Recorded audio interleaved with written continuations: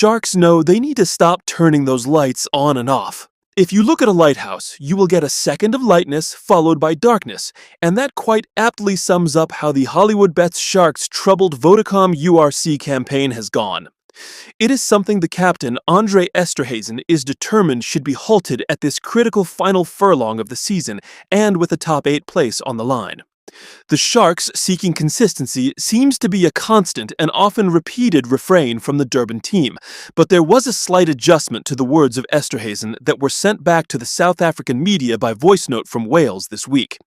What Esterhazen and the Sharks are looking for now isn't so much consistency in results, for that should surely follow if they do fire on all cylinders in Wales, but on consistency in performance. The Sharks have let themselves down too often this season, which is why they are 10th on the log and 7 log points off the top 8 bracket that should be their target from the remaining 4 matches. In short, their moments of light, such as the 2 great wins over the DHL Stormers, have been followed too often by moments of darkness, such as the following 2 games against the Fidelity Secure Drive Lions and the Vodacom Bulls on the High Veld. Etzebeth wants that trend to be stopped. In short, he wants the lights to be switched on all the time.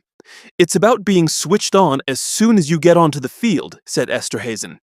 That's where the consistency comes in. It's a big mindset thing. You can't want to play one game and then switch off for another. It's a tough competition where you can lose any day of the week, so you need to be on it every single game.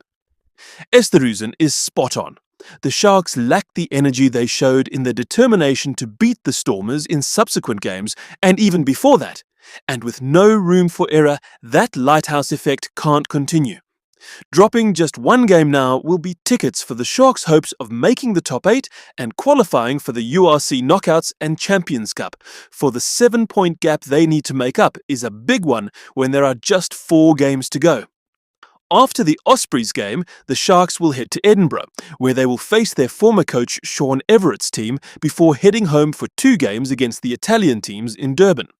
The Sharks have gone overseas with a 28-man squad that excludes a few injured star players such as Aben Etzebeth, who has had his return from suspension halted by the hip injury that will keep him sidelined from rugby for another 2 months, while it is understood Grant Williams, Jordan Hendrickse and Bongi Mbonambi may not play again this season.